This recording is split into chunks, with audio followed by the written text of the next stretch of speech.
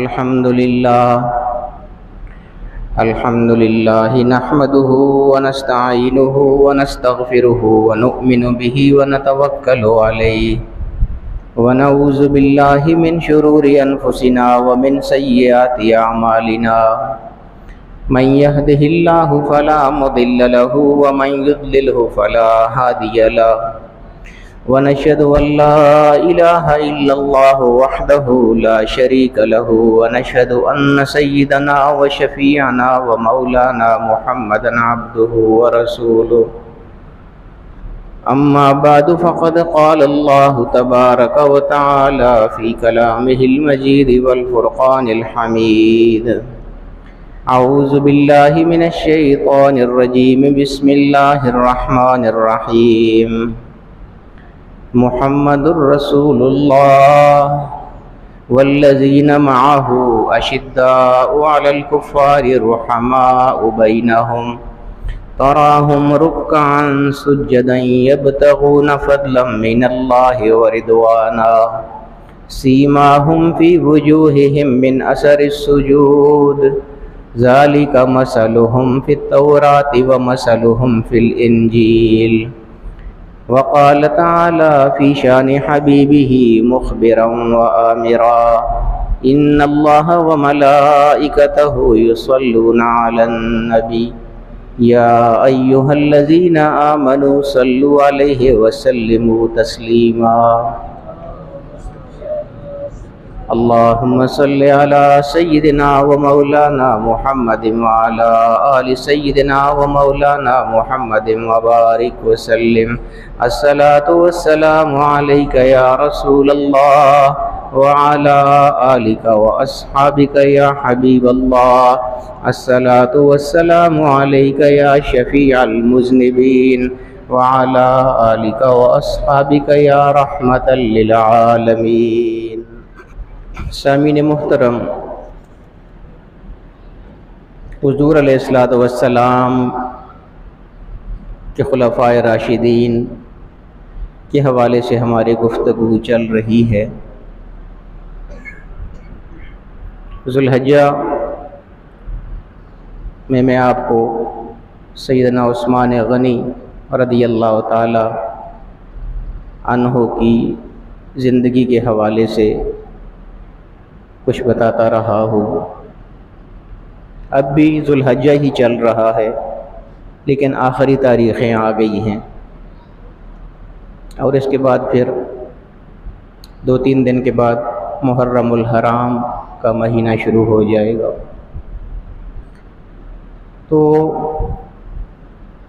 ذوالحجہ کی جو آخری تاریخیں ہیں، ان میں سیدنا عمر فاروق رضی اللہ تعالی عنہ کو شہید کرنے کے لیے ان پر حملہ کیا گیا تھا۔ یہ جو آج کل کے دن چل رہے ہیں 27-28 ذوالحجہ، ان دنوں میں یہ حملہ ہوا تھا ان پر، اور پھر کچھ روایات کے مطابق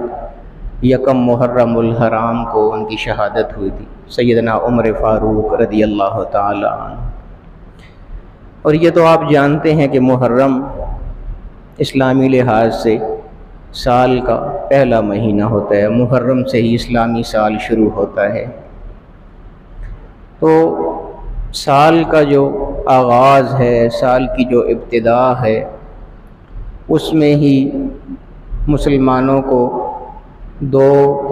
بہت اہم اور المناک واقعات سے گزرنا پڑا۔ ظاہر ہے، یکم جس طرح مشہور ہے 1 محرم الحرام سیدنا عمر فاروق رضی اللہ تعالیٰ عنہ کی شہادت کے حوالے سے، اور پھر 10 محرم آپ سب جانتے ہیں سیدنا امام حسین علیہ السلام، ان کی شہادت کربلا کے حوالے۔ تو یہ جو اسلام کا جو پہلا مہینہ ہے محرم والا، اس میں یکے بعد دیگرے یہ 2 دکھ مسلمانوں کو اٹھانے پڑے۔ انشاءاللہ اگلے جمعے سیدنا امام حسین علیہ السلام، چونکہ ان کی مناسبت سے 10 محرم قریب آ چکا ہوگا، تو انشاءاللہ اگلے جمعے ان کے حوالے سے گفتگو کریں گے۔ اب چونکہ 1 محرم قریب آ رہا ہے، تو خلیفہ ثانی سیدنا عمر رضی اللہ تعالی عنہ کی زندگی کے گوشوں کو دیکھتے ہیں، حضرت عمر رضی اللہ تعالی عنہ آپ سنتے ہی رہتے ہیں کہ ایک الگ ہی مزاج کی شخصیت ہے۔ ابھی میں نے آیت پڑھی ہے قرآن کریم کی آپ کے سامنے کہ محمد الرسول اللہ، محمد صلی اللہ علیہ وسلم اللہ کے رسول ہیں، والذین معہ، یہ ایک جملہ مفسرین لکھتے ہیں کہ اس سے مراد یعنی جو ان کے ساتھ ہیں، تو اس ساتھ سے مراد جو خلیفہ اول ہیں صدیق اکبر رضی اللہ تعالی عنہ وہ ہیں۔ اور پھر اگلا جملہ اشداء علی الکفار، اس سے مراد سیدنا عمر فاروق رضی اللہ تعالی عنہ کو کفار پر وہ بہت زیادہ سخت تھے۔ ان کے جو زندگی کے واقعات ہیں وہ آپ اگر دیکھیں تو واقعی اشداء علی الکفار کا بالکل صحیح جو مصداق ہے وہ حضرت عمر رضی اللہ تعالی عنہ کس قدر کفار پر سخت تھے، یعنی اللہ کے معاملے میں کسی قسم کی مصلحت کو وہ نہیں جانتے تھے۔ حضور علیہ الصلوۃ والسلام نے فرمایا تھا ان کے بارے میں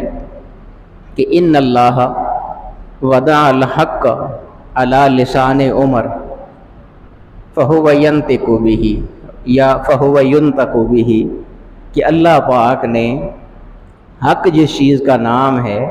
وہ عمر کی زبان پر رکھ دیا ہے، لہٰذا عمر جب بھی کوئی بولے گا تو حق کے علاوہ کوئی بات نہیں کرے گا، جو بھی بولے گا حق ہی بولے گا، سچ ہی بولے گا۔ اور یہ ایسی عجیب بات ہے دوستو۔ حضرت عمر فاروق رضی اللہ تعالیٰ عنہ کی زندگی کے بھی بہت پہلو ہیں، جیسا میں نے حضرت عثمان غنی رضی اللہ تعالیٰ عنہ کے حوالے سے آپ کو پچھلے جمعے میں بتایا کہ ہر ایک کے اپنے اپنے کمالات ہیں، اپنے اپنے اعزازات ہیں۔ حضور علیہ الصلوۃ والسلام کے سارے ہی خلفاء، سارے ہی صحابہ بہت زیادہ خوبیوں کے جامع تھے، ہر ایک میں بے مثال خوبیاں پائی جاتی ہیں۔ یہ الگ بات ہے کہ اپنی اپنی طرز کی، اپنی اپنی نوعیت کی الگ الگ ہوتی ہیں خوبیاں، کسی میں کون سی خوبیاں پائی جائیں گی، کسی میں کون سی خوبیاں پائی جائیں گی، اپنے اپنے مزاج ہوتے ہیں۔ تو ان اللہ وضع الحق علی لسان عمر، اللہ نے حق جس چیز کا نام ہے وہ عمر کی زبان پر رکھ دیا ہے۔ یہ حضور نے ویسے ہی نہیں فرمایا، حضرت عمر رضی اللہ تعالی عنہ کا اللہ تعالیٰ کے ساتھ کوئی بہت گہرا تعلق تھا، اتنا گہرا تعلق تھا کہ حضرت عمر رضی اللہ تعالی عنہ بعض دفعہ کوئی بات فرمایا کرتے تھے جو ان کا اپنا خیال ہوتا تھا، جو ان کی اپنی ذاتی رائے ہوتی تھی۔ تو کتنی عجیب بات ہے کہ جو حضرت عمر کی رائے ہوتی تھی بے عین ہی وہی رائے اللہ رب العالمین کی ہوتی تھی۔ اور صرف اتنا ہی نہیں ہے کہ دونوں کی رائے آپس میں مل جاتی تھی، بلکہ حضرت عمر کی جو رائے ہوتی تھی اس کے مطابق اللہ پاک اپنی رائے کا اظہار قرآن کریم میں فرماتا تھا، اور نہ صرف قرآن کریم میں فرماتا تھا بلکہ جو الفاظ حضرت عمر نے اپنی رائے کے لیے استعمال کیا کرتے تھے وہی الفاظ حضرت عمر کے اللہ پاک قرآن کریم میں اتار دیا کرتا تھا۔ تو یہی حق ہے۔ وہ مشہور جگہ ہے مقام ابراہیم، جن لوگوں کو وہاں پر حاضری نصیب ہوتی ہے مکہ مکرمہ میں، وہ مقام ابراہیم کے پاس نماز پڑھتے ہیں 2 رکعت۔ اس کو 2 رکعت نماز نفل بھی لوگ کہہ دیتے ہیں، لیکن یہ نفل نہیں ہے، یہ بہت بڑی غلط فہمی ہے لوگوں کو۔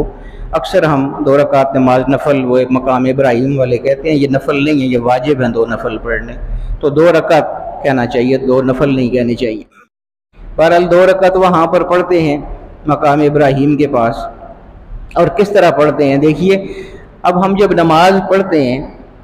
تو نماز ہم اللہ رب العالمین کے لیے پڑھتے ہیں، جو سجدہ بھی ہم کرتے ہیں وہ اللہ رب العالمین کے لیے ہم کرتے ہیں۔ اگر کعبہ کی طرف ہمارا منہ ہے یا کعبہ کی طرف ہم جو سجدہ کر رہے ہوتے ہیں تو ہمارا سر قبلہ کی طرف ہوتا ہے، تو اس کا یہ مطلب نہیں ہے کہ ہم کعبہ کو سجدہ کر رہے ہیں، کعبہ کی طرف سجدہ کر رہے ہیں، لیکن سجدہ کر کس کو رہے ہیں؟ اللہ رب العالمین کو کر رہے ہیں۔ لیکن کعبہ کا یہ قبلہ کا یہ اعزاز تو ہے نا کہ پوری دنیا میں جہاں بھی کوئی کھڑا ہوتا ہے جب نماز کے لیے کھڑا ہوگا تو چاہے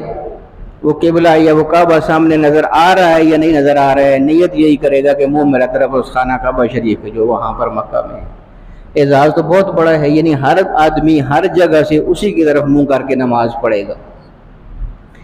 یہ مقام ابراہیم جہاں پر وہ پتھر رکھا ہوا ہے جس پر کھڑے ہو کے حضرت ابراہیم علیہ السلام نے کعبہ شریف کو تعمیر کیا تھا، وہ پتھر جہاں پر رکھا ہوا ہے جس جگہ اس کو مقام ابراہیم کہا جاتا ہے، یعنی حضرت ابراہیم علیہ السلام کے کھڑے ہونے کی جگہ۔ وہ پتھر بھی عجیب کمالات کا جامع ہے۔ وہ جو کعبہ شریف کی دیوار، اب ایک آدمی کا جو قد ہوتا ہے یہ ایک حد تک ہی جا سکتا ہے۔ کوئی بھی آدمی کوئی دیوار ہم تعمیر کریں گے تو جہاں تک ہمارا ہاتھ پہنچ سکے گا وہیں تک ہم دیوار تعمیر کر سکتے ہیں۔ جب حضرت ابراہیم علیہ السلام دیوار تعمیر کر رہے تھے کعبہ شریف کی، اور حضرت اسماعیل علیہ السلام بطور مزدور ان کے ساتھ تعاون کر رہے تھے، گارا گوند رہے تھے، اٹھا کے لا رہے تھے، پتھر لا رہے تھے، تو انہوں نے جب دیوار بنائی اور اس حد تک پہنچ گئی کہ جہاں تک ان کا ہاتھ پہنچتا تھا، اب مزید دیوار کو اوپر اٹھانا تھا، لیکن جتنا ان کا قد تھا جہاں تک ان کا ہاتھ پہنچتا تھا وہاں تک تو دیوار یہ بنا چکے تھے۔ اب مزید دیوار بنانے کے لیے ضروری تھا کہ کوئی ایسی چیز ہوتی جس پر آدمی کھڑا ہو کے اوپر کے وہ ردے لگائے، اوپر کی دیوار بنائے، تو اللہ رب العالمین نے ان کے لیے جنت سے یہ پتھر بھیج دیا تھا۔ یہ پتھر ایسا پتھر تھا کہ حضرت ابراہیم علیہ السلام اس پر کھڑے ہوتے تھے، جب ارادہ فرماتے تھے کہ میں نے اوپر جانا ہے تو پتھر اوپر اٹھنے لگتا تھا، اور جہاں تک وہ دیوار تعمیر کرنا چاہتے تھے وہاں پر وہ معلق رہتا تھا، کھڑا رہتا تھا وہ پتھر، اور جب وہ نیچے آنے کا ارادہ فرماتے تھے تو پتھر بھی لفٹ کی طرح نیچے آ جاتا تھا اور ابراہیم علیہ السلام نیچے اتر جاتے تھے۔ یہ پتھر وہاں پر رکھا ہوا ہے۔ بلا شبہ سیدنا ابراہیم علیہ السلام کے لیے یہ آیا تھا۔ تو حضرت عمر رضی اللہ تعالی عنہ کو ایک دن یہ خیال آیا، یہ میں وہ بات کر رہا ہوں کہ ان اللہ وعدہ الحق علی لسان عمر، حضرت عمر رضی اللہ تعالی عنہ کو ایک دن خیال آیا کہ یہ بہت عظمتوں کی حامل جگہ ہے، یہ وہ مقام ابراہیم والی جو ہے جنت کا پتھر بھی ہے، تو انہوں نے ان کا دل یہ چاہتا تھا کہ ہم اس کے پاس کھڑے ہو کے نماز پڑھا کریں۔ اب وہی جب بات میں عرض کر چکا ہوں کہ نماز تو کعبہ شریف کی طرف منہ کر کے پڑھنی ہوتی ہے آدمی۔ حضرت عمر کا یہ دل چاہتا تھا کہ ہم یہاں مقام ابراہیم کے سامنے کھڑے ہو کے نماز پڑھیں۔ حضور علیہ السلام سے حضرت عمر نے عرض کی، اور میں عرض کر رہا تھا نا کہ جس طرح حضرت عمر کی رائے ہوتی ہے وہی رائے اللہ پاک قبول بھی فرما لیتا ہے اور اسی رائے کے مطابق فیصلہ بھی فرما دیتا ہے، اور جو الفاظ حضرت عمر نے اپنی زبان سے نکالے ہوتے ہیں انہی الفاظ کے ساتھ اللہ رب العالمین وہی نازل فرما دیتا ہے۔ تو حضرت عمر کا ارادہ ہوا کہ یہاں ہمیں پڑھنی چاہیے، کیونکہ حضرت ابراہیم علیہ السلام بڑے جلیل القدر پیغمبر ہیں، پھر حضور علیہ السلام کے جد امجد ہیں، تو ہمیں اس عظیم اعزاز کے لیے یہاں پر نماز پڑھنی چاہیے۔ لیکن حضور علیہ السلام کی اجازت کے بغیر تو کچھ نہیں کر سکتے تھے، چنانچہ حضور کی خدمت میں انہوں نے عرض کی کہ یا رسول اللہ لو اتخذنا، اب الفاظ کو دیکھیے جو میں عرض کر رہا تھا، عرض کی کہ یا رسول اللہ لو اتخذنا من مقام ابراہیم مصلی، یا رسول اللہ اگر ایسا ہو جائے کہ مقام ابراہیم کو ہم نماز پڑھنے کی جگہ بنا لیں، بس اتنا حضرت عمر نے فرمایا کہ یا رسول اللہ اگر ایسا ہو جائے کہ مقام ابراہیم کو ہم نماز کی جگہ بنا لیں، آگے یہ نہیں کہا تو کیا ہوگا، بس یہاں جملہ چھوڑ دیا۔ مطلب کیا تھا کہ اگر پڑھنی ٹھیک ہوئی تو حضور فرما دیں گے کہ ٹھیک ہے پڑھ لیا کرو، اور نہ ہوا تو حضور نہیں فرمائیں گے کچھ بھی، مجھے نہیں ضرورت ہے آگے کچھ فیصلہ دینے کی۔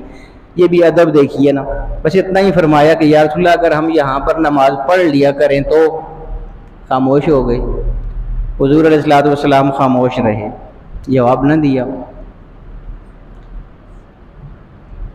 بس حضرت عمر نے بھی پھر آگے سے کچھ نہیں کہا۔ کچھ وقت گزر گیا، حضرت عمر کہیں ادھر ادھر ہو گئے اپنے کام کے سلسلے میں، تو حضور علیہ الصلوۃ والسلام کا پر وحی کا نزول شروع ہو گیا، وحی آنا شروع ہو گئی۔ اور وہی جو میں عرض کر رہا تھا کہ حضرت عمر کے الفاظ، حالانکہ اللہ پاک کوئی بھی الفاظ بیان اپنے کلام میں اللہ پاک کوئی بھی الفاظ استعمال فرما سکتا ہے، لیکن خاص وہی الفاظ جو حضرت عمر نے ادا کیے تھے اپنی زبان سے، انہی الفاظ کے ساتھ اللہ رب العالمین نے وہی نازل فرما دی۔ حضرت عمر تھوڑا سا ادھر ادھر ہوئے تو حضور علیہ الصلوۃ والسلام پر وہی نازل ہوئی، اور حضور علیہ الصلوۃ والسلام کا چہرہ مبارک کھل اٹھا، کیونکہ وہی بات کہی تھی، نعرہ تکبیر، نعرہ رسالت، قبلہ حضرت صاحب۔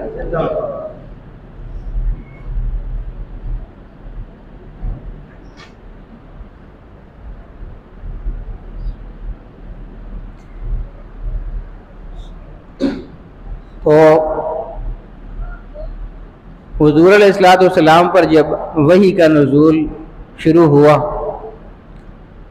صحابہ کرام اور ارد گرد پاس موجود ہیں، لیکن حضرت عمر نہیں ہیں جن کی یہ خواہش تھی کہ ہم اس جگہ پر نماز ادا کیا کریں، اس کو مصلی ہم بنائیں، نماز کی جگہ اس کو ہم بنائیں، وہ موجود نہیں تھی جن کی یہ خواہش تھی۔ حضور علیہ الصلوۃ والسلام پر جب وحی مکمل ہو چکی تو حضور علیہ الصلوۃ والسلام کا چہرہ مبارک کھل اٹھا، اور حضور نے صحابہ کرام کی طرف دیکھ کے مسکرائے اور فرمایا، کہاں ہے خطاب کا بیٹا، بلاؤ اس کو، وہ کچھ خواہش ظاہر کر رہا تھا۔ حضرت عمر کو بلایا گیا، حضرت عمر حاضر ہوئے بارگاہ میں، تو حضور علیہ الصلوۃ والسلام نے فرمایا کہ عمر تیری خواہش تھی نا کہ ہم مقام ابراہیم کو مصلی بنائیں، تو نے کہا تھا لَوِ اتَّخَذْنَا مِن مَقَامِ إِبْرَاهِيمَ مُصَلًّى، تو اللہ نے تیرے ہی الفاظ کے ساتھ قرآن میں وہی نازل فرما دیا، حکم آ گیا ہے وَاتَّخِذُوا مِن مَقَامِ إِبْرَاهِيمَ مُصَلًّى، آج کے بعد مقام ابراہیم کے پاس نماز ادا کیا کرو۔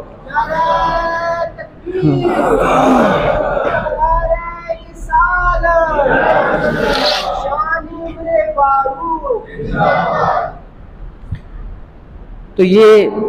ان اللہ وضع الحق علی لسان عمر، میں آپ کو عرض کر رہا تھا کہ بہت سارے پہلو ہوتے ہیں ان لوگوں کی زندگیوں کے، جس طرح حضرت عثمان رضی اللہ تعالیٰ عنہ کے حوالے سے میں نے بہت سارے پہلو آپ کو بتائے تھے، اسی طرح ان کی حیات کے بھی بہت سارے پہلو ہیں۔ ان کے زمانے میں بہت زیادہ فتوحات ہوئی تھیں، اسلام بہت دور تک پھیلا تھا،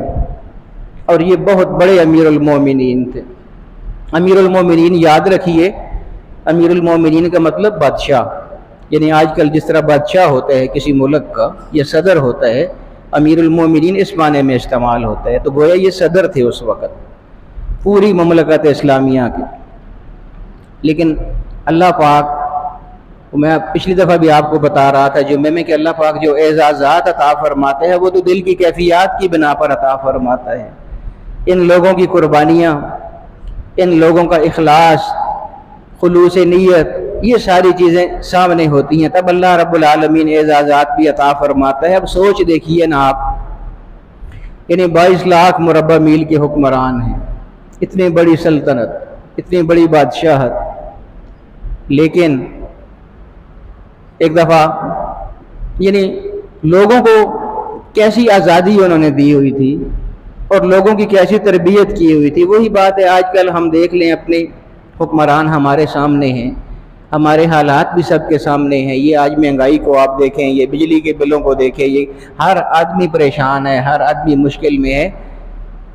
حضرت عمر فاروق رضی اللہ تعالی عنہ کے حالات میں کل پڑھ رہا تھا، میں حیران ہو گیا کہ ان کی وفات کے بعد 8 سال کے بعد، یعنی حضرت عمر وہ شخصیت ہیں کہ جو رات کو اکیلے گھومتے رہا کرتے تھے گلیوں میں، صرف یہ دیکھنے کے لیے کہ کوئی تکلیف میں تو نہیں ہے، کوئی مشکل میں تو نہیں ہے۔ یعنی اتنا بڑا حکمران، 22 لاکھ مربع میل کا بادشاہ، ساری رات گلیوں میں گھومتے رہتے تھے یہ دیکھنے کے لیے کہ کوئی ضرورت مند ہو تو میں اس کی ضرورت پوری کر دوں۔ میں یہ تقابل اس لیے کر رہا ہوں کہ ایک وہ حکمرانی دیکھیں اور ایک آج کی حکمرانی آپ دیکھیں۔ اتنے بڑے رقبے کا مالک بادشاہ وہ رات کو اٹھ کے گھومتا ہے کہ کسی کو، اور یہاں تک کہتے ہیں کہ اگر فرات، دریائے فرات کے کنارے پر کتے کا کوئی بچہ بھوک سے مر گیا تو قیامت کے دن عمر سے اس کا سوال ہوگا کہ تیری رعایا میں یہ کتے کا بچہ کیوں مر گیا تھا۔ ایک وہ حکمران تھے، یعنی احتیاط ان کی دیکھیں آپ اس حد تک ہے۔ اس کے باوجود ان کے وصال کے بعد، ایسی زندگی گزارنے کے بعد بھی، ایک آدمی نے، کوئی صاحب کشف، صاحب مشاہدہ شخص تھے، انہوں نے ان کو 8 سال کے بعد خواب میں دیکھا کہ ان کا ساری پیشانی اور چہرہ مبارک جتنا بھی ہے وہ سارا پسینے سے شرابور ہے، اور وہ کپڑے سے اپنا پسینہ صاف کر رہے ہیں، ماتھا صاف کر رہے ہیں حضرت عمر۔ تو انہوں نے پوچھا کہ یہ کیا صورتحال ہے، کیوں اتنا آپ پریشان دیکھ رہے ہیں، کیوں اتنا پسینہ آپ کے چہرے پر اور پیشانی پر آیا ہوا ہے؟ اب اس حالات میں اس طرح خیال کر کے، اس طرح رعایا کی خبرگیری کرتے ہوئے اپنا وقت انہوں نے گزارا تھا بادشاہی میں۔ اس کے باوجود، یعنی اتنا خیال کرنے کے باوجود، 8 سال کے بعد جب کسی نے ان کو دیکھا تو اس نے پوچھا کہ کیوں اتنا پسینہ آیا ہوا ہے آپ کے چہرے پر؟ فرمایا کہ مجھ کو جو بادشاہ عطا ہوئی تھی اس کا حساب دیتے دیتے 8 سال لگ گئے ہیں، 8 سال کے بعد آج میں اپنا حساب دے کے فارغ ہوا ہوں۔ اب وہ حکمران دیکھیں اور آج کے حکمران بھی دیکھ لیں، یعنی کتے کے بچے کا احساس کرنے والے جو شخص ہیں ان کو بھی اتنا لمبا حساب دینا پڑا۔ تو ہمارے جو حکمران ہیں ان کو بھی سوچنا چاہیے نا، آخر تو اس زندگی نے ختم ہو جانا ہے نا، اگلے جہان میں اللہ رب العالمین کو تو سب نے جواب دینا ہے۔ تو کس طرف ہم لوگ جا رہے ہیں؟ حکمرانی بھی اگر کرنی ہے تو عمر فاروق رضی اللہ تعالی عنہ کی طرز پر ہی کرنی چاہیے۔ حضرت عمر فاروق رضی اللہ تعالی عنہ، ایک اور پہلو سے ان کو دیکھیں، جو وہی اشداء علی الکفار، وہ جو میں عرض کر رہا تھا نا کہ اللہ کے معاملے میں مصلحت نامی کوئی چیز ان کی زندگی میں نہیں تھی۔ آپ سب جانتے ہیں، میں پچھلے جو میں آپ کو بتا چکا ہوں، حضرت عثمان رضی اللہ تعالیٰ عنہ مہاجر الہجرتین تھے، یعنی 2 ہجرتیں انہوں نے فرمائی تھیں، اور بہت سارے صحابہ کرام نے ہجرت فرمائی ہے، حضور علیہ السلام نے ہجرت فرمائی ہے۔ لیکن ہجرت کیسے ہوتی تھی؟ تھوڑے سے لوگ تھے مکہ شریف میں، مسلمان تھوڑے سے تھے، کفار کی تعداد بہت زیادہ تھی، ان کی اظہار رسانیاں جب بہت زیادہ ہو گئیں تو مسلمانوں نے مدینہ شریف کی طرف ہجرت شروع کر دی تھی۔ اب مسلمان تعداد میں کم ہوتے تھے،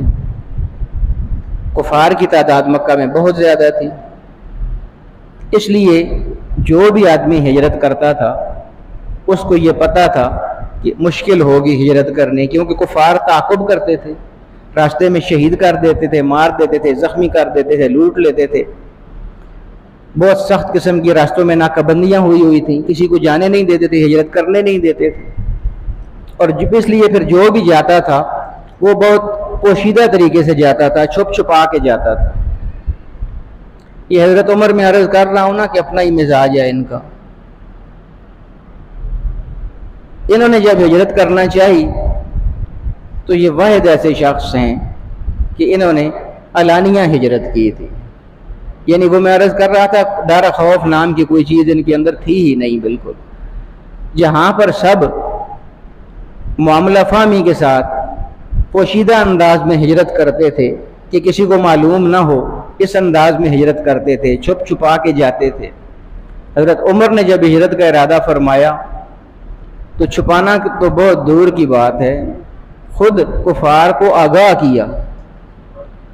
ایک دن حرم شریف میں پورا مجمع لگا ہوا تھا، ابو جہل اور سارے دیگر رؤساء اور سردار بیٹھے ہوئے تھے، آپس میں گپ شپ لگا رہے تھے کہ اچانک حضرت عمر وہاں پہنچ گئے ان کے پاس، اور ان کو فرمانے لگے کہ میں تم کو یہ بتانے آیا ہوں کہ میں ہجرت کرنے لگا ہوں، تو اگر کسی کی یہ خواہش ہو کہ اس کے بچے یتیم ہو جائیں اور اس کی بیوی جو ہے وہ بیوہ ہو جائے تو وہ ضرور مجھے روکنے کی کوشش کرے، یعنی جو بھی مجھے روکنے کی کوشش کرے گا وہ مارا جائے گا، بچے اس کے یتیم ہو جائیں گے، بیوی اس کی بیوہ ہو جائے گی۔ تو اس لیے میں تم کو یہ بتا کے جا رہا ہوں، اور میں تم کو وقت بھی بتا رہا ہوں کہ فلاں وقت میں ہجرت کے لیے نکلوں گا، اگر کسی نے روکنا ہو تو مجھے روک کے دکھا دے۔ یعنی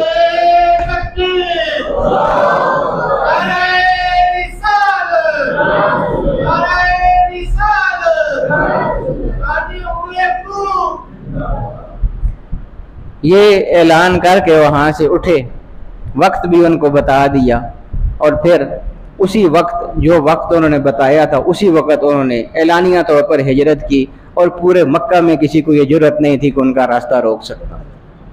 یعنی یہ وہ ایمان کی طاقت ہوتی ہے۔ میں اکثر کہا کرتا ہوں نا کہ ایمان کی جو طاقت ہے یہ سب سے زیادہ بڑی طاقت ہوتی ہے، لیکن ایمان کیسے ہوتا ہے؟ باتوں سے تو نہیں ہوتا نا، وہ تو عمل کے ساتھ ہوتا ہے، وہ تو کردار کے ساتھ ہوتا ہے۔ آج ہم نعرے تو بڑے لگا لیں گے، عشق نبی کے بھی ہم بہت نعرے لگا لیتے ہیں، سب کچھ کر لیتے ہیں، اور عشق مصطفیٰ کیسے ہے پتہ نہیں، موت بھی قبول ہے۔ بہرحال یہ سارے نعروں کی حد تک ہے نا، اصل چیز ہے کردار، اپنے کردار کو اس انداز میں ڈالنا ہے جو کردار ان لوگوں کے تھے، وہ کردار اپنانا ہے، تب اللہ رب العالمین کامیابیاں بھی ہم کو عطا فرماتا ہے۔ ان لوگوں کو بھی اللہ پاک نے کامیابیاں عطا فرمائی، تو حضور علیہ السلام نے تو بنیادی طور پر ان کے اخلاق اوپر کر دیے تھے، ان کی کردار اوپر کر دیے تھے۔ وہی تھوڑے سے لوگ، یہ 39 لوگ تھے حضرت عمر جب ایمان لائے تھے، یعنی اس سے پہلے 39 مسلمان تھے۔ تو یہ جذبے جو اللہ پاک عطا فرماتا ہے، یہ کیسے عطا فرماتا ہے؟ 39 مسلمان مکہ میں تھے حضرت عمر کے اسلام لانے سے پہلے۔ 39 کیا تعداد ہوتی ہے؟ ہزاروں کی تعداد میں کفار وہاں پر مکہ میں موجود تھے جو ان لوگوں کو تنگ کیا کرتے تھے۔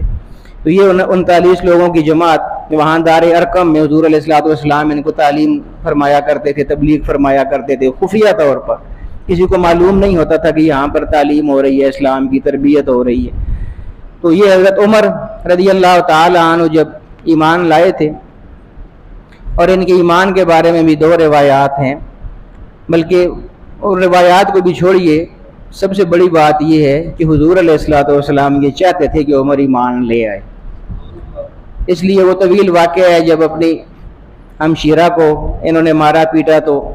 انہوں نے بڑا تاریخی جواب دیا تھا۔ انہوں نے، چونکہ ہمشیرہ ان کی مسلمان ہو گئی تھی، اسلام لے آئی تھی، تو حضرت عمر، تو میں نے عرض کی تھی نا کہ جب کفر کی حالت میں تھے تب بھی بہت زیادہ سخت تھے، تو ان سے یہ کیسے برداشت ہوتا تھا کہ میری ہی بہن جو ہے وہ ان پر ایمان لے آئی جن کا میں سخت مخالف ہوں، یعنی حضور علیہ السلام۔ تو یہ بہن کے گھر چلے گئے تھے، مارا پیٹا بہن کو، لیکن بہن نے آگے سے کیا جواب دیا تھا؟ انہوں نے، بڑے تاریخی الفاظ ہیں ان کی ہمشیرہ کی، انہوں نے فرمایا تھا کہ عمر یہ اتنا مارتا ہے مجھے مار لے، لیکن ایک بات میں تجھ کو بتاؤں، جس خطاب کا بیٹا تو ہے نا، اسی خطاب کی بیٹی میں بھی ہوں، جو فیصلہ میں نے کر لی ہے اب میں نے پیچھے نہیں ہٹنا ہے اس سے۔ پھر وہ لے کے گئیں حضور علیہ السلام کو، حضور کے پاس ہی، بلکہ حضور علیہ السلام نے ان کا کرتا قمیص پکڑ کے ایسے جھٹکا دیا تھا اور فرمایا تھا کہ عمر وہ وقت نہیں آیا ہے کہ تو اپنے آپ کو اللہ کے دین کے لیے وقف کر دے۔ تو وہ جھٹکا ایسا تھا کہ انہوں نے عرض کی، یا رسول اللہ آ گیا ہوں، چلیے حاضر ہوا ہوں، مجھے کلمہ پڑھائیے، میں اسلام لینے کے لیے آیا، ایمان لینے کے لیے آیا ہوں۔ بہرحال ایمان لے آئے، تو میں عرض یہ کر رہا تھا کہ ان کے ایمان لانے سے پہلے 39 لوگ تھے مسلمان جو تھے مکہ میں، یہ ایمان لائے تو 40 ہو گئے، ایک آدمی سے کتنی بڑی نفری زیادہ ہو جاتی ہے، لیکن وہ ایک عمر تھے نا، کوئی اور نہیں تھا۔ ایمان لے آئے، 40 ہو گئے۔ اس سے پہلے خفیہ عبادات ہوتی تھی ساری دار ارقم میں، انہوں نے پہلے ہی دن، جس دن ایمان لائے، اسی نے حضور علیہ السلام سے عرض کی، یا رسول اللہ السنا علی الحق وہم علی الباطل، یا رسول اللہ کیا ایسا نہیں ہے کہ ہم حق پر ہیں اور کفار باطل پر ہیں؟ حضور نے فرمایا کہ ایسا ہی ہے۔ تو حضرت عمر نے عرض کی کہ پھر یا رسول اللہ ایسے کیوں ہے کہ جو باطل پر ہیں وہ کھول کے سارا کچھ کر رہے ہیں اور ہم حق پر ہیں تو ہم چھپ چھپ کے کر رہے ہیں، آج کے بعد ہم بھی اعلان کریں گے جا کر۔ حضور علیہ السلام بڑے خوش ہوئے اس بات سے۔ اچھا، حضرت حمزہ جو حضور علیہ السلام کے چچا ہیں، وہ بھی دوسرے عمر ہی سمجھ لیں آپ مزاج کے اعتبار سے، وہ پہلے ہی اسلام لا چکے تھے۔ حضرت عمر بھی اسلام لے آئے، تو اب یہ حضور علیہ السلام کو 2 مضبوط بازو میسر ہو گئے تھے۔